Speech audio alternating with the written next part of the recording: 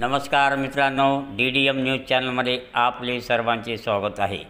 नांदगाव पाटीजवळ राष्ट्रीय महामार्ग 361वर मोटरसायकल स्वाराला वाचवण्याच्या प्रयत्नात एसटी झाली पलटी। एसटीतील 20 ते 25 प्रवासी झाले जखमी।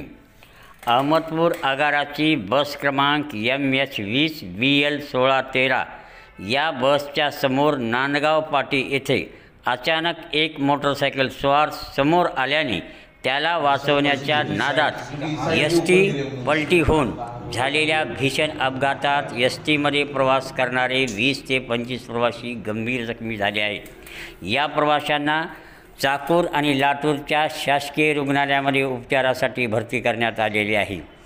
राष्ट्रीय महामार्गावर वाहन चालवताना बऱ्याच जणांकडून वाहतुकीच्या नियमाचे पालन होत नाही।